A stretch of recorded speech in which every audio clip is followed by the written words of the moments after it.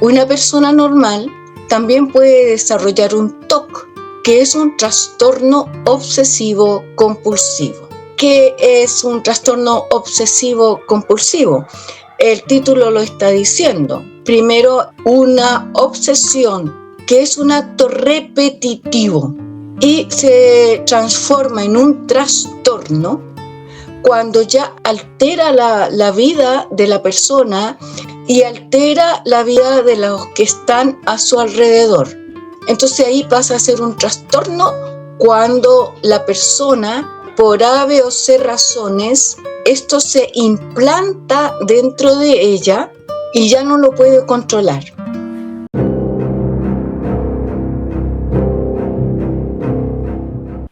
Hola amigas y amigos, bienvenidos a su canal Marquis CD. En esta ocasión me encuentro con la psicóloga Anita de Costa Rica.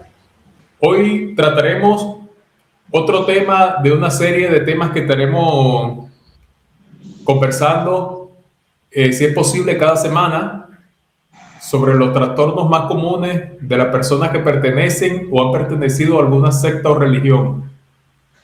Hoy el tema que nos toca es los TOC religiosos, conducta obsesiva en creyentes. Los TOC religiosos es una patología psicológica, la padecen o la pueden padecer personas que son creyentes, que pertenecen a alguna religión o secta o que han pertenecido en algún momento. Y entonces, bueno, vamos a tratar ese tema desde el punto de vista científico con la ayuda de Anita. Y bueno, yo también seré oyente, voy a aprender junto con ustedes de este tema. Así que los invito a que se queden hasta el final, que va a estar muy interesante. ¿Qué tal, Anita? ¿Cómo estás? Hola, Liam. Qué gusto estar aquí nuevamente y responder algunas inquietudes. Bueno, muchas gracias, de verdad. Es importante analizar lo que es la religión desde el punto de vista científico, psicológico, médico, no solo desde el punto de vista doctrinal, teórico, como lo hago yo frecuentemente. Lo que pasa es que yo no puedo hablar de los trastornos psicológicos que puede tener una persona que haya sido testigo de Jehová, evangélico, porque yo no tengo conocimiento de medicina ni de psicología. Entonces, bueno, gracias a tu ayuda podemos tratar ese tema o esos temas en este canal. En esta ocasión, los TOC religiosos. Es importante este tema. Decidimos hacerlo esta semana porque anteriormente yo había hecho una entrevista a un muchacho de México, un joven de México que se llama Javier, que él fue testigo de Jehová y él dice que esa religión le produjo muchos problemas psicológicos, enfermedades mentales, y no es que él se lo imagina, él fue diagnosticado por médicos. A él le diagnosticaron TOC religioso. TOC religioso. Es un padecimiento muy complicado. Yo le comenté eso a Anita, después que le hice la entrevista al joven Javier, y ella me dice que el TOC religioso es muy complicado, y hoy vamos a tratar ese tema. Anita, ¿qué personas pueden padecer TOC religiosos? Porque tal vez todos los creyentes no. Primero, se supone que hay un antecedente genético, pero no todas las personas traen un antecedente genético. Y dentro de ciertas, digamos, influencias sociales, esto también se provoca y se desarrolla. Entonces ya va más allá del factor genético. Una persona normal también puede desarrollar un TOC, que es un trastorno obsesivo compulsivo. ¿Qué es un trastorno obsesivo compulsivo? El título lo está diciendo. Primero es una obsesión, ¿ya? Que es un acto repetitivo y se transforma en un trastorno trastorno cuando ya altera la vida de la persona y altera la vida de los que están a su alrededor. Entonces ahí pasa a ser un trastorno cuando la persona, por A, B o C razones, esto se implanta dentro de ella y ya no lo puede controlar. Eso lo podría decir en breves palabras y de forma entendible, ¿ya? Porque esto no es una clase, digamos, de biología ni neurobiología. Esto es una información que tiene que llegar a todo el público. Claro. Bueno, obviamente tienes que explicarlo de la forma más simple posible, porque muchas personas no conocen términos médicos, incluido yo, ¿no? Yo conozco muy pocos términos médicos. Entonces, bueno, el nombre lo indica, trastorno obsesivo compulsivo. O sea, pero me llama la atención que no solo le sucede a quien está en una religión, incluso le puede seguir sucediendo luego de haber salido de la religión. Exacto, porque una vez que eso se implanta en la conducta de la persona, lo adopta como parte de la rutina diaria. Entonces lo sigue perpetuando en el tiempo. Y eso al final solo puede eliminarse, por emplear una palabra, porque no se suprime del todo, con un tratamiento con terapia conductual. Entonces, todos los que salimos de sectas arrastramos conductas obsesivas, arrastramos conductas repetitivas, que la persona las sigue repitiendo, valga la redundancia, repitiendo porque fue condicionada. Ahora, nosotros somos condicionados primero por imitación, porque nacemos en un entorno donde se siguen este tipo de conductas, por influencia del ambiente social, por constructo social, por influencias ambientales. ¿A qué me refiero por influencias ambientales? Que usted está inserto en un medio en que esto se fomenta. Y eso es lo que hacen las religiones, especialmente la de los testigos.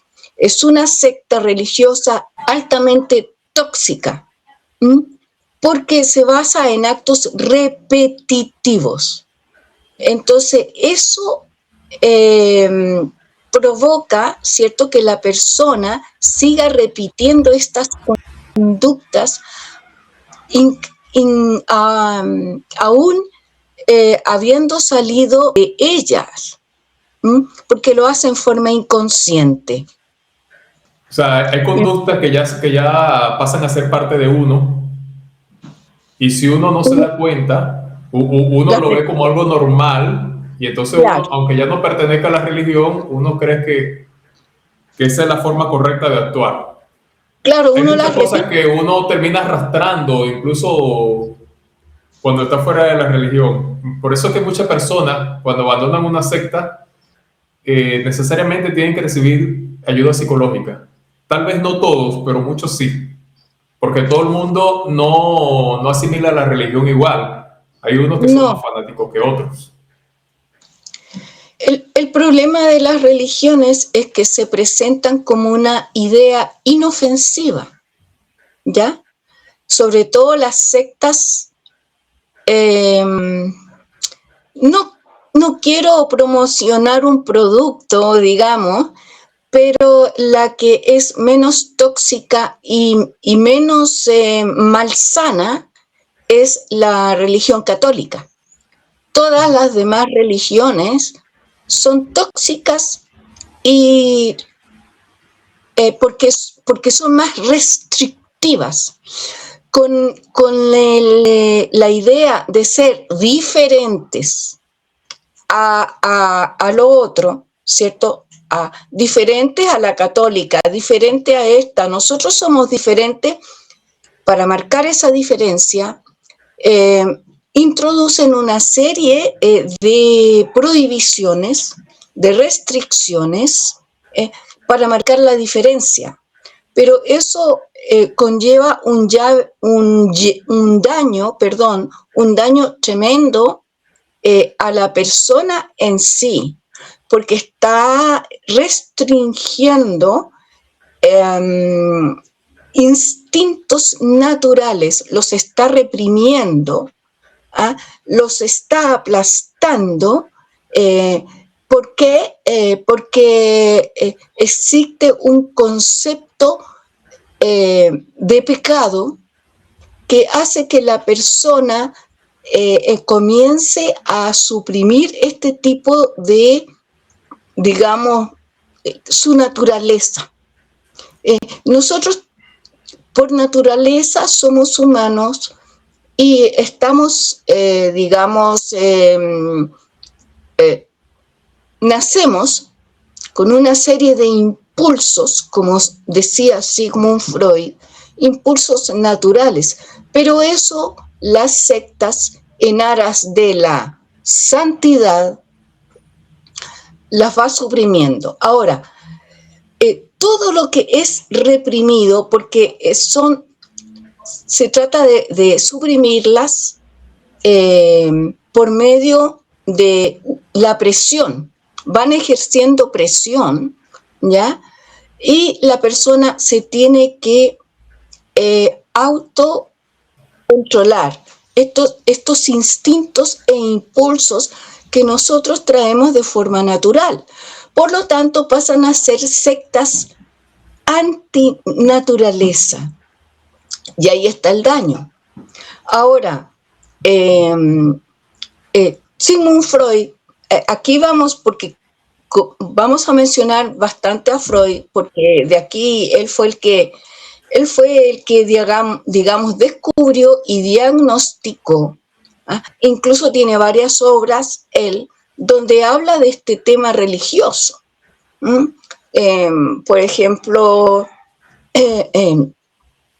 la incomodidad en la cultura, ¿cierto? Y trastornos obsesivos y conductas, bueno, hay como dos. ¿Quién empezó o cuándo se empezó a considerar que la religión podía causar este daño? ¿Fue Sigmund Freud o hubo alguien antes de él? No, con Sigmund Freud. Él fue el genio, digamos, que logró definir esto. Y hay que situarse en la época y en las circunstancias que él desarrolló su teoría, que al final se ha comprobado que es totalmente, digamos, comprobable y cierta científicamente. Pero yo me impresiona, Sigmund Freud era un genio, él hablaba de todo. él escribió varios libros, ¿no? Supongo, para que quede plasmada su teoría. Tengo por aquí los títulos, pero se me extraviaron, ¿ya? Pero, ¿él escribió muchos libros o pocos? Dedicados a la religión y a las conductas obsesivas tiene como 3 o 4. Entonces él fue el primer psicoanalista, porque él fue el creador del psicoanálisis que se dedicó a este tema. Tenemos el libro Totem y Tabú, donde también habla del aspecto religioso. Entonces, él, no son ideas mías, ¿cierto? Yo las he aprendido estudiando a este señor y que merece todo el respeto, porque antes de él estos temas eran tabú y no se hablaban de eso. Estamos insertos, digamos, estamos hablando de un tiempo de la época victoriana en que todos estos temas eran totalmente prohibidos y tabú. Entonces, ahora sí están completamente definidos. Y el problema es que esto marca conductas. Y en las futuras corrientes psicológicas de nuevos investigadores y de nuevos psicólogos que vinieron después de Freud, pudieron seguir elaborando terapias para abordar esta problemática. Pero hay religiones que pueden afectar, bueno, como lo dijiste al principio, ¿no? La Iglesia Católica es una de las más inofensivas cuando estamos hablando del cristianismo, ¿no? Porque no tiene normas tan fanáticas, tan estrictas. Hay católicos que son fanáticos, pero no porque la religión se los imponga, sino por cuenta propia. El testigo de Sí, Jehová y el evangélico tienen que tener conducta fanática porque la religión se lo impone. claro. Por ejemplo, al testigo de Jehová se le induce a que tenga lo que ellos llaman metas espirituales, que se comprometan a predicar cierta cantidad de horas al mes, Claro. cosas que en otras religiones no son tan exigentes. Exacto. Bueno, vamos a tomar supuestamente una persona normal, ¿cierto? ¿Cómo es que esta secta de los testigos va transformando a una persona normal con conductas anormales? Primero, toda obsesión nace, digamos, el origen de una obsesión son los rituales, ¿ya? ¿Qué es un ritual? Es cualquier conducta repetitiva, que se repita. Por ejemplo, voy a citar un ejemplo muy sencillo y que todo el mundo me va a entender. La oración. La oración es un ritual dentro de las sectas religiosas,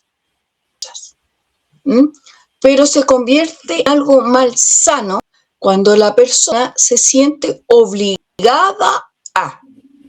Todo lo que es impuesto por obligación ya comienza a ser una restricción.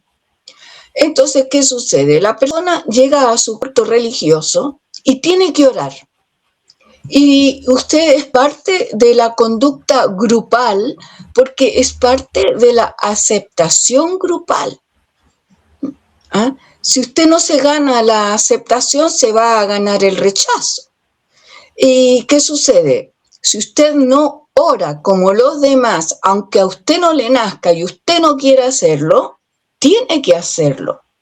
Entonces, para comenzar la reunión religiosa se tiene que orar. Pero ¿qué sucede ahí? Usted está siendo presionado. ¿Por qué? Porque usted sabe que está siendo vigilado. Usted sabe que hay ojos mirando que usted ore, que usted esté cumpliendo con ese ritual de inicio de la reunión religiosa o de lo que sea. Entonces, eso es un ritual. Cualquier conducta o costumbre o acto que usted tenga que repetirlo infinidad de veces y muchas veces, se puede llegar a convertir en una obsesión. Porque cuando se está dentro de los testigos, usted dice, ore cuando camine, ore cuando se levante, ore cuando vaya a comer, ¿sí o no? Sí. ¿Cierto, Elian? Sí, claro. Entonces, cuando una persona, además, está dentro de un núcleo familiar que se fomenta como un refuerzo para esa conducta, entonces ya tenemos, ya vamos saliendo fuera del círculo religioso y eso se prolonga a la situación social de la persona, ¿ya? Si, dentro de la secta le dicen a usted, si usted llega al trabajo, ore para que no sea tentado por Satanás. Ore. Si usted lo asalta a alguna tentación, que la va a haber, porque el mundo está dominado por ese ser tan malo, ¿ya? Entonces usted tiene que orar para estar limpio. Entonces le van metiendo a la persona que puede llegar a pecar ya no es limpio. Vea usted la cadena de pensamientos que van introduciendo. Entonces, usted con esa idea que le meten, hay que conservar la pureza de la congregación, a usted se le convierte en una conducta obsesiva. Y ahí ya la persona, ahí está presa de esa idea. Yo en una entrevista anterior, o en algunas, he entrevistado a testigos de Jehová y ellos me dicen, una, que no puede comer nada que contenga sangre y ya no es testigo de Jehová, pero le quedó esa obsesión en la mente, que la sangre es mala y no son capaces de comer nada que contenga sangre. Hay otras personas que no celebran la Navidad, no son capaces de celebrarla, aunque ya no son testigos de Jehová, porque los testigos de Jehová se lo prohibían. Y continúan con algunas creencias o se cohíben de hacer algunas cosas que los testigos de Jehová les prohibían, aunque ya ellos no creen en ellos. Claro, como conversamos al comienzo, estas conductas se siguen repitiendo aún fuera de la secta.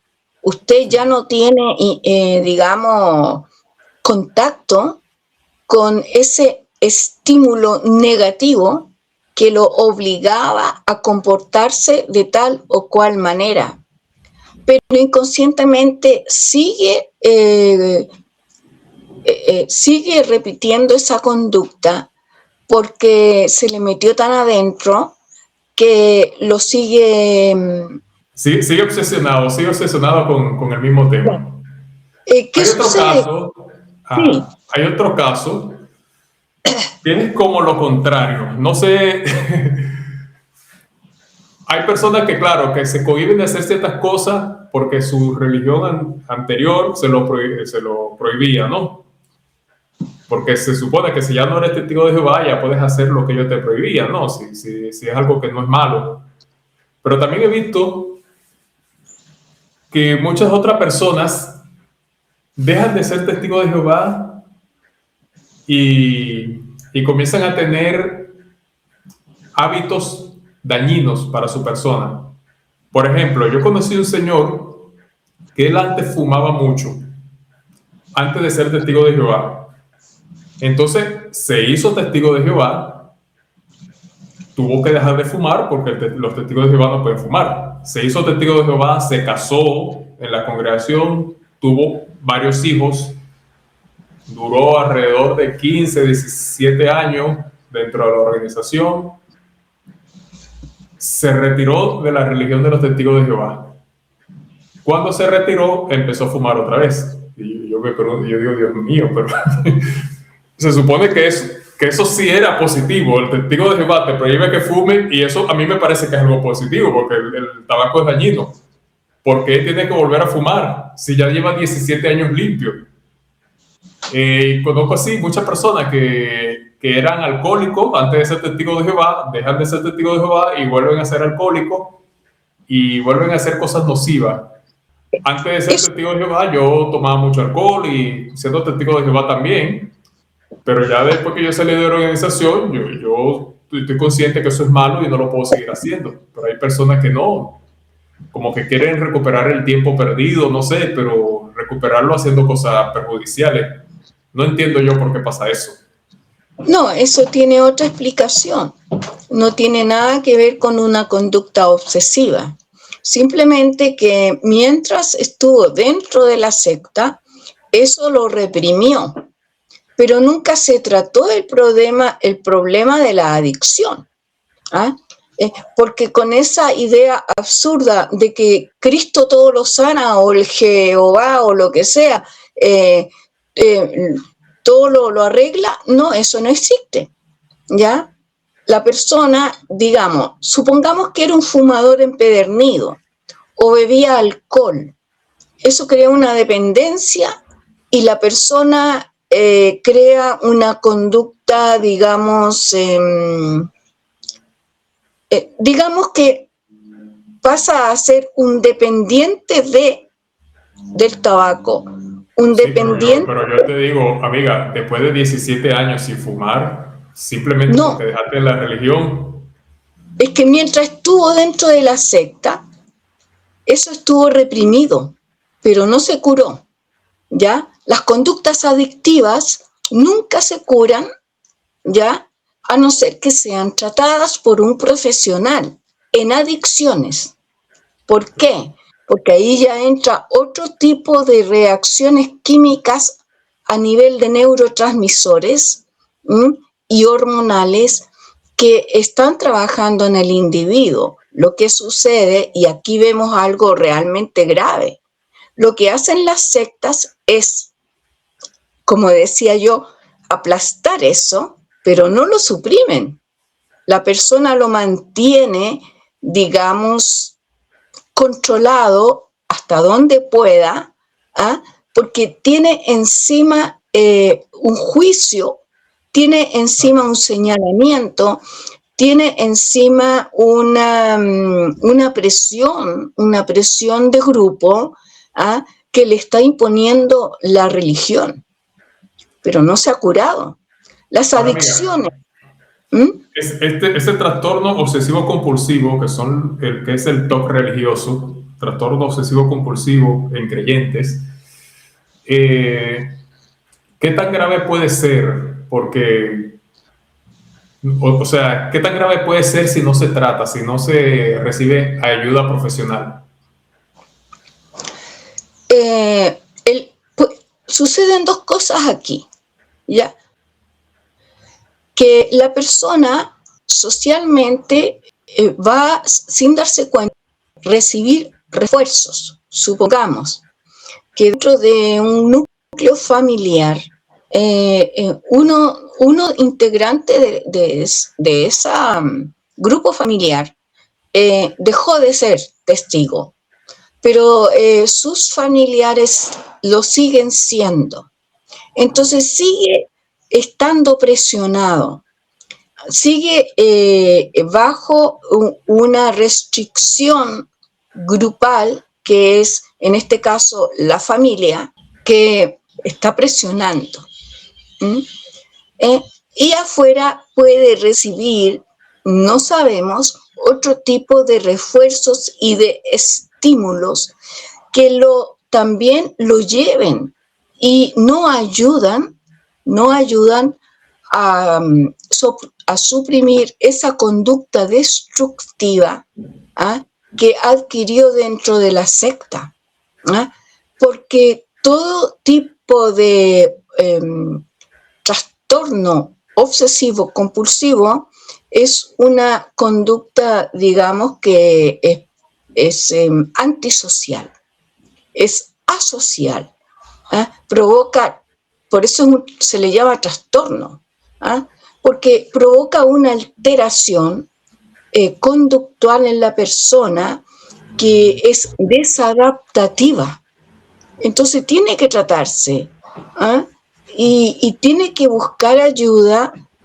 Lamentablemente no todos se pueden pagar una ayuda con terapia. No todos tenemos los medios para ir a un profesional y pagarnos, ¿cierto? Y decirle, mire, primero la persona tiene que reconocer que tiene un problema de conducta. Eso es lo primero. Por ahí tiene que empezar a tomar conciencia de esa realidad. Mientras la persona no tome conciencia de eso, no va a buscar ayuda. Pero los demás lo están observando. Entonces, ¿qué sucede con una persona que queda con una conducta obsesiva? Los demás lo van a ver, pero él o ella a sí misma, no lo va a percibir hasta que tome conciencia y diga, ¿cómo puedo evitar esto? Ahora, hay muchas personas que salen de una secta y se dan cuenta por sí mismas y logran sobreponerse a este problema, pero con algo quedan. Pero ese algo la persona lo puede controlar, no pasa más allá, no se convierte en un drama social o de relaciones interpersonales conflictivas. El problema está cuando usted está alterando su entorno y alterando la vida de los demás.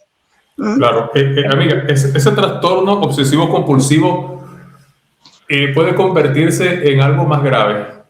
O sea, puede ir escalando. Sí, porque no hay un freno. No hay algo que le enseñe a la persona que se auto-observe, que tome conciencia. Es decir, yo sigo repitiendo una conducta hasta que yo me doy cuenta que eso no es normal o que realmente me está provocando problemas, hasta que otra persona se lo hace ver. Y entonces, ¿qué sucede? Supongamos que todos estos rituales religiosos lleven a la persona a una conducta obsesiva, porque eso es lo que provocan estas sectas, y en especial la de los testigos. Provoca conductas obsesivas. Por ejemplo,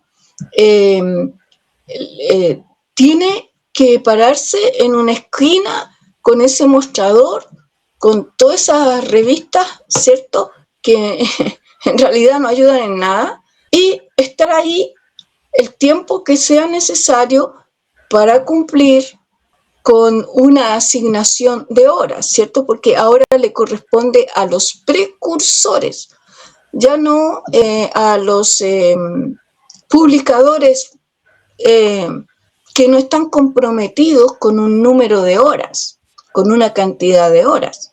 Eso lo hacen los precursores, y ahí está el peligro. ¿Por qué?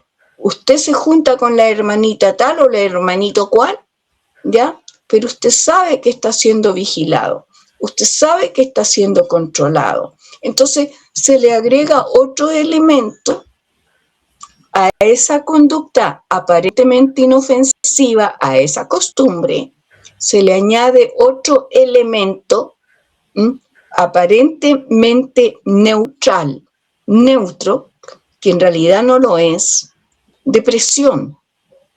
Entonces llega el hermano tal a supervisar, llega el hermano cual, ¿y qué está haciendo, hermanita? Aquí estamos, ¿y cuánto tiempo lleva aquí? Pero usted está siendo observado, usted está siendo vigilado, ¿y cuál es el resultado de eso? Porque eso es lo que provoca esta secta, que al final la persona termine con un sentimiento paranoico de que está siendo vigilado. Y por eso es que salen de la secta, tal como vimos en la entrevista anterior. Salen de la secta con una conducta paranoica, de sentirse vigilados, de sentirse observados, me están mirando. Primero, un ser supremo lo está mirando desde arriba, vaya a saber usted. Y después, ese ser supremo está esparcido en una serie de hermanos alrededor, que usted sabe que está siendo vigilado. Usted sabe que su conducta, lo que haga, lo que diga, cualquier cosa externa que ellos puedan observar de usted puede ser malinterpretada. Y en cualquier momento esa persona sabe que puede llegar a tener un juicio dentro de esta secta, un juicio acusatorio. Porque ahí, en esta secta, usted es culpable hasta que pruebe su inocencia. Y no hay nadie que lo defienda.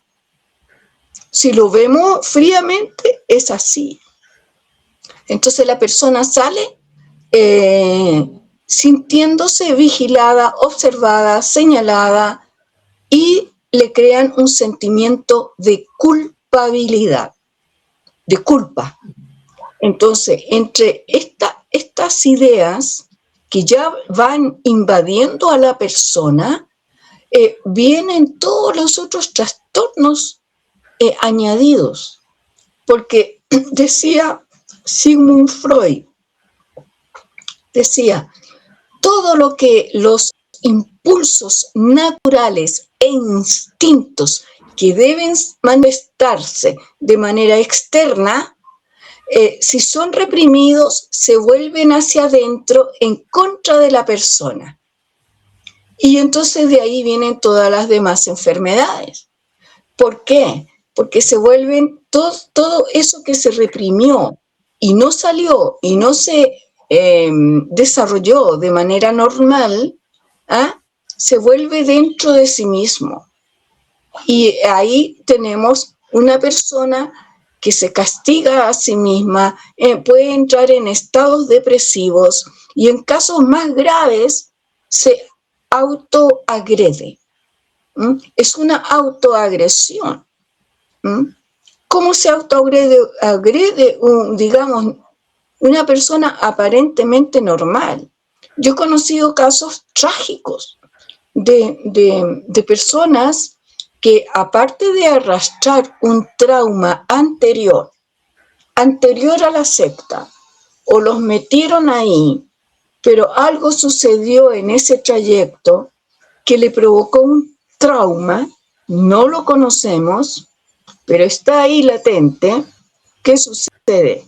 Sucede que la secta está reprimiendo esa conducta, ¿ya? Porque todo es por represión. Entonces, ¿qué sucede? Esa persona, de alguna manera, tiene que buscar un alivio a ese estado. Ya estamos entrando ya en palabras mayores, ¿cierto? Y el organismo busca la forma de amortiguar eso. ¿Y qué sucede? Vienen la forma de hacia el interior, ¿ya? Interiormente la persona, digamos, interioriza sentimiento de culpabilidad que le va creando la secta. Porque esto no se debe hacer, esto es pecado, usted está contra Jehová, usted está, cuidado que hay que cuidar la pureza de la congregación. Esas son adornos verbales, pero no es la realidad. Adentro no hay psicólogos que a usted le vean y le diagnostiquen, menos los ancianos, ¿cierto? Porque ellos están ahí por cumplir, ellos llegan ahí primero, puede ser por nepotismo, por favoritismo. Y a veces los ancianos puede ser que estén peor que la persona. ¿Sí? Es otro caso. ¿Por qué?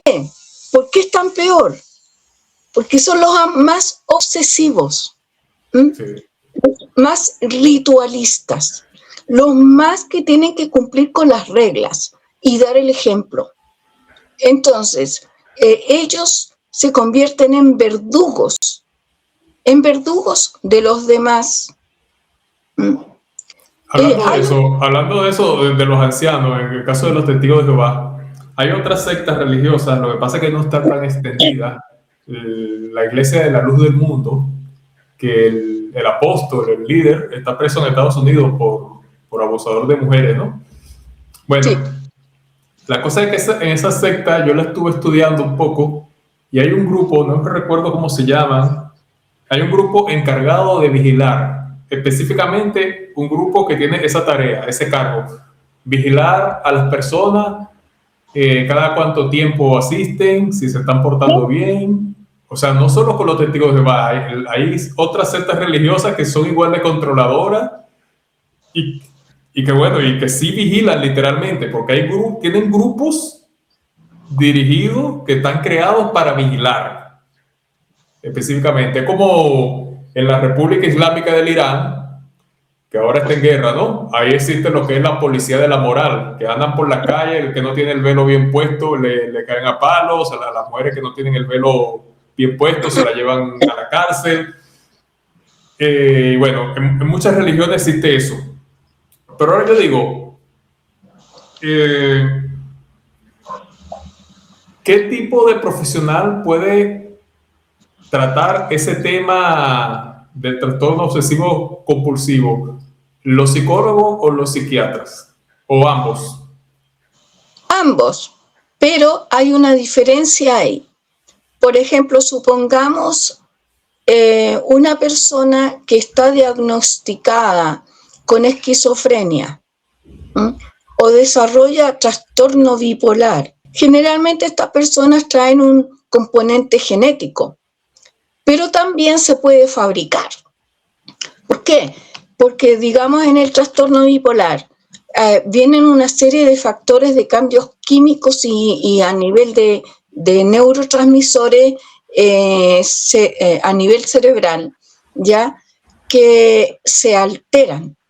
Entonces, ya pasan a ser casos psiquiátricos. Entonces, ahí hay una línea que separa la psicología de la psiquiatría. Y estos casos que yo estoy mencionando específicamente tienen que ser vistos por un experto de la salud mental en psiquiatría. Eso ya no está dentro de la psicología. ¿Por qué? Porque necesitan medicarse. Tienen que ser tratados este tipo de conductas, controlarlas bajo medicamentos, y las únicas personas que están, digamos, profesionalmente capacitadas para eso son los neurólogos, los psiquiatras. El psicólogo no le puede recetar a usted una medicina si usted la necesita. Entonces, un psicólogo, un buen psicólogo, honesto, ¿cierto? Y con ética, no va a tomar una persona así, con esas características. La tiene que derivar a un psiquiatra. Pero lamentablemente hay muchos psicólogos inescrupulosos que, con tal de sacarle dinero a las personas, reciben estos casos y no los saben tratar. Por eso tengo una curiosidad. ¿Sí? Disculpa que te interrumpa. Sí. La psiquiatría trata casos más graves que lo que puede tratar la psicología. Sí. O simplemente son ramas distintas, son especializaciones diferentes. El psiquiatra está, digamos, primero tiene que estudiar medicina. Primero, ¿ya? El psicólogo no. Claro, los psicólogos no son médicos. Okay. Entonces ahí hay una gran diferencia, porque la medicina le ve a profundidad. Igual, usted no puede llegar a ser neurólogo sin pasar también la medicina, claro, sin graduarse de médico. Entonces, ¿eso qué le está diciendo? Eso es suficiente para darse cuenta de que un psicólogo no está capacitado para ver casos psiquiátricos. Y un buen psicólogo con ética y moral no va a tomar casos así, ¿ya?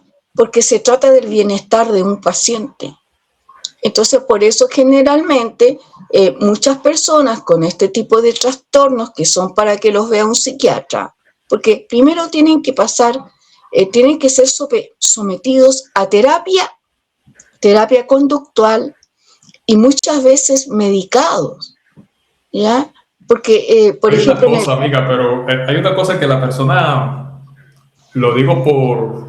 No que a mí me haya pasado, pero es lo que se ve en la cultura popular. Las personas piensan que si tienen que ir a un psiquiatra es porque están, como se dice vulgarmente, locos. Entonces muchas personas tal vez le dé vergüenza o se sientan mal por eso cuando le dicen que tiene que visitar a un psiquiatra, porque el psicólogo es cierto lo que tú dices, casi todo el mundo puede ir a un psicólogo y eso está de moda, ¿no? Antes la gente no iba mucho a los psicólogos, antes eso no se veía mucho. La gente sí lo necesitaba, pero no era algo que todo el mundo lo pudiera hacer, ¿no? Ahora la gente tiene más acceso, o incluso hay psicología en línea, que antes no existía eso, no existían los ordenadores, no existían los celulares. Pero la psiquiatría sí tiene tiempo, muchísimo tiempo, ¿no? Pues claro, que ya el que iba al psiquiatra, estoy hablando antiguamente, estoy hablando de los años 80, 70, era la persona que ya tenían un problema muy grave, muy grave. Ahora, claro, ya el que tiene un trastorno obsesivo compulsivo, quizá no esté tan grave como alguien que tiene que andar con camisa de fuerza, ¿no? Entonces, igualmente, algunas personas sienten como ese tabú de que si voy a un psicólogo o un psiquiatra estoy loco o estoy ya para encerrarme en manicomio. No, no es así. Lamentablemente es un tema tabú todavía. ¿Ah? Ahora cualquiera va al psicólogo y nadie lo mira feo, pero hace muchas décadas atrás era un tema tabú, se mantenía oculto. Se pensaba que porque iba al psicólogo está mal, ¿cierto? Lamentablemente hoy día se habla de psiquiatra con esa idea, ¿no? Y todavía existe ese tabú, pero no.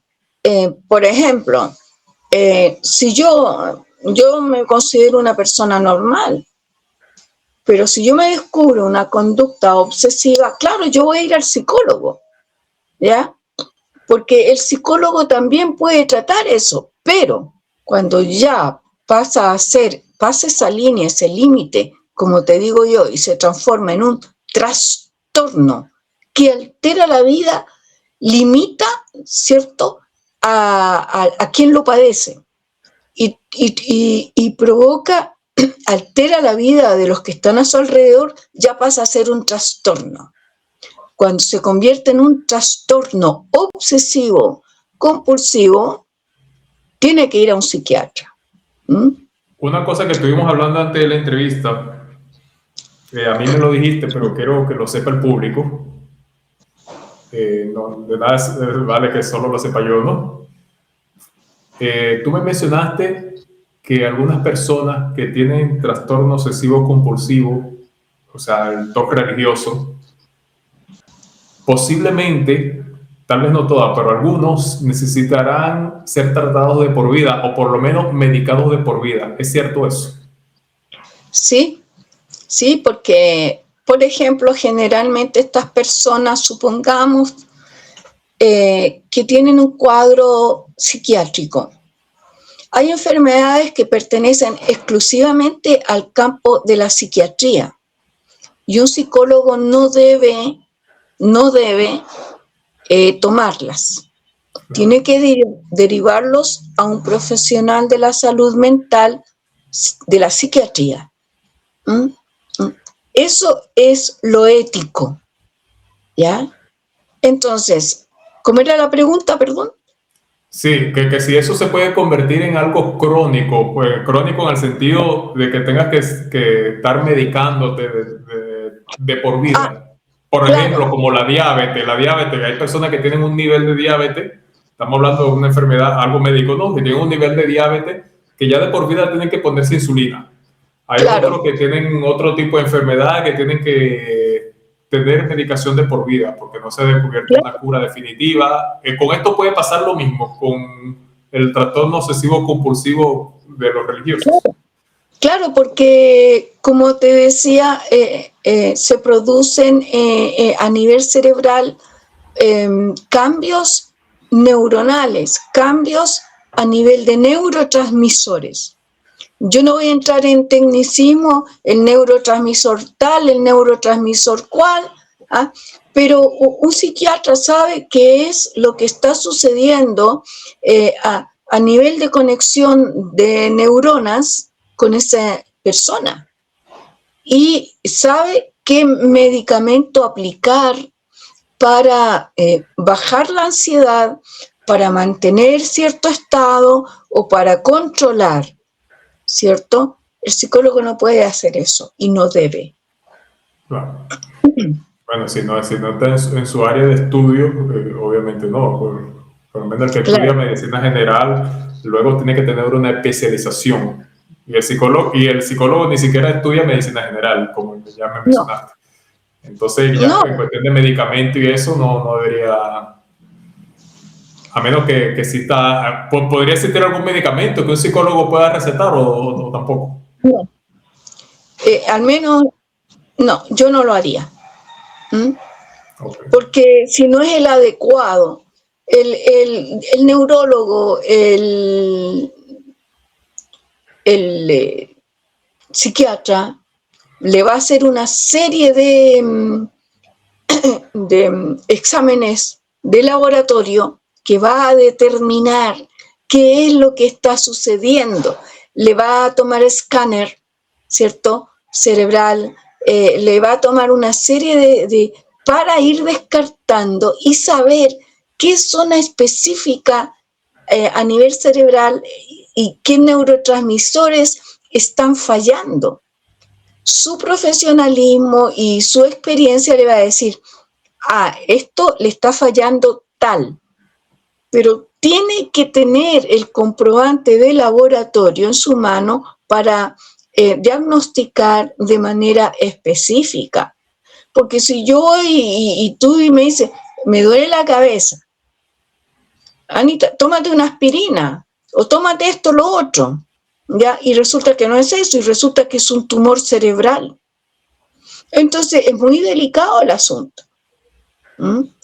Solo el psiquiatra, el neurólogo, el patólogo puede llegar a descubrir y a definir exactamente qué es lo que está sucediendo en el cerebro del paciente.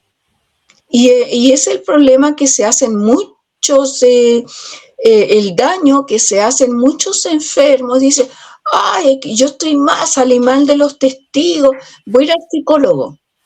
No todos son para ir a un psicólogo.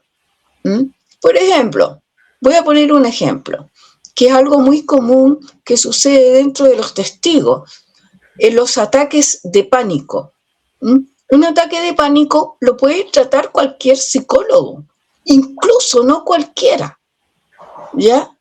Entonces, eso tiene un trabajo terapéutico, conductual. Incluso, pero en la psicología también hay ramas. Sí, Okay. no es cualquier psicólogo.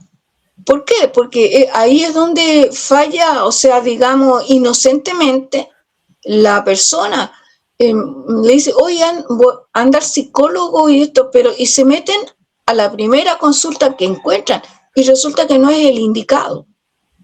¿Ya?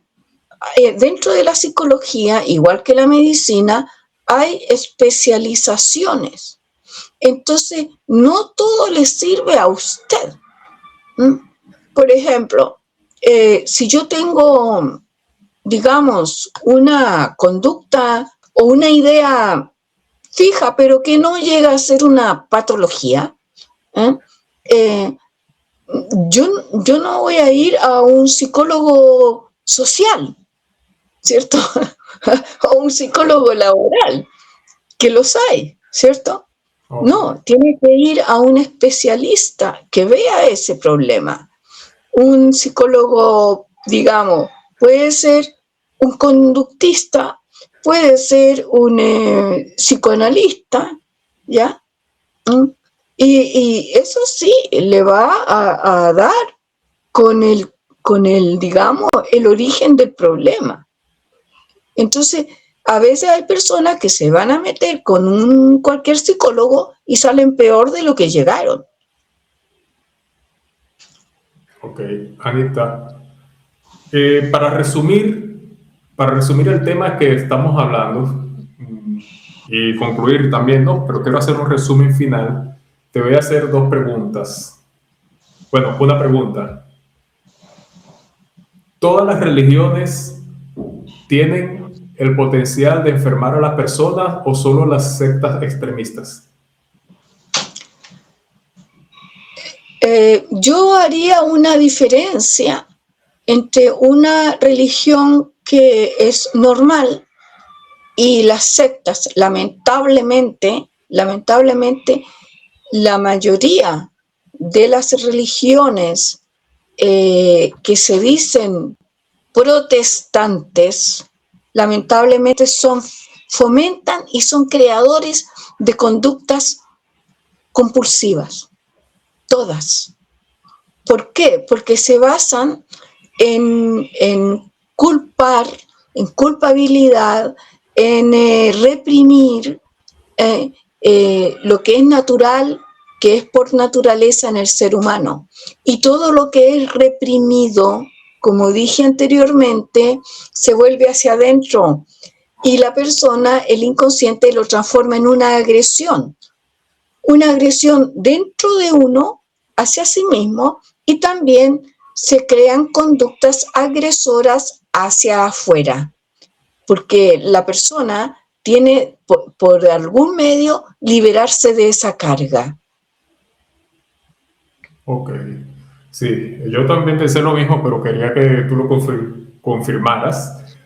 Estoy consciente que hay religiones que son más llevaderas, vamos a decir, por lo menos los budistas, el catolicismo. Son cosas que no exigen tanto. O sea, hay que tener cierta devoción, obviamente, pero no tienen normas tan estrictas, no vigilan tanto a la gente. Yo todavía, en mis 46 años, no he visto que los sacerdotes vayan de casa en casa visitando a los miembros, vigilándolos, no lo he visto. Sin embargo, los evangélicos sí lo hacen, los testigos de Jehová, en el Islam sucede también, ¿no? En esto quisiera añadir que todo lo que es prohibido, está prohibido esto, lo otro, ¿cierto?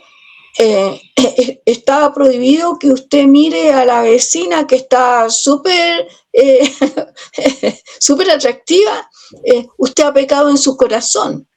¿Dónde sacó esa idea usted?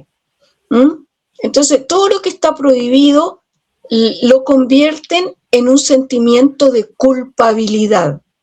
Y ahí viene el problema que decía Sigmund Freud. Las religiones y estas sectas trabajan con el sentimiento de culpabilidad y la persona se autocastiga. Entonces, es totalmente destructivo este pensamiento. Cierto. Bueno, muchas gracias, Anito, de verdad.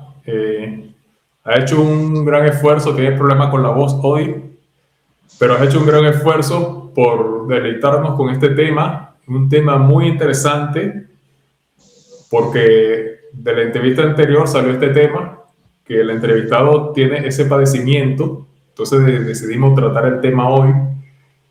Y es bueno que las personas lo sepan, porque este canal está diseñado, y tú tienes también esa meta, de advertir a las personas de lo peligroso que es entrar en una secta religiosa. Nosotros no promovemos ninguna religión, pero sí hay que reconocer que hay religiones que son menos dañinas. Yo preferiría, pero eso es una decisión personal, que nadie perteneciera a alguna religión, pero obviamente eso no va a pasar.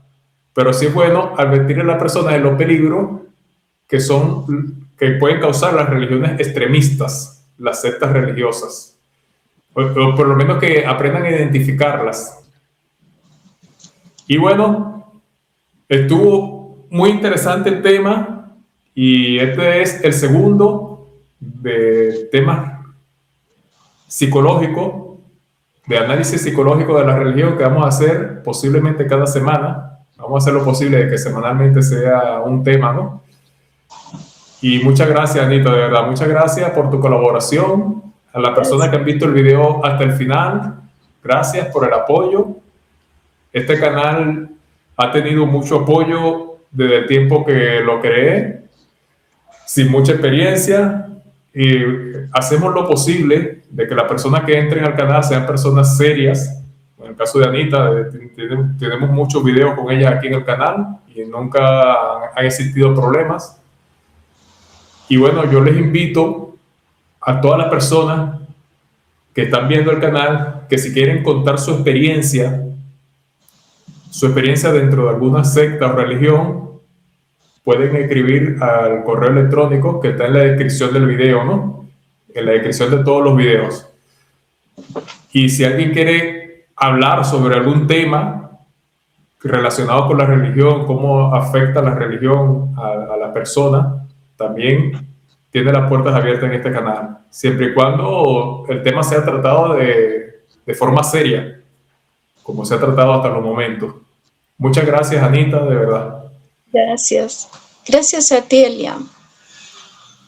Y bueno, ya saben, las personas que han visto la entrevista, los que llegaron hasta el final, que si quieren apoyar este canal, es muy fácil, como siempre lo digo, dale me gusta al video, eso es muy importante, compartirlo con tus amigos, compartirlo en tus redes sociales, y si no te has suscrito al canal, por favor, suscríbete. Es de mucha ayuda. Muchas gracias y hasta luego. Hasta luego, Anita. Chao.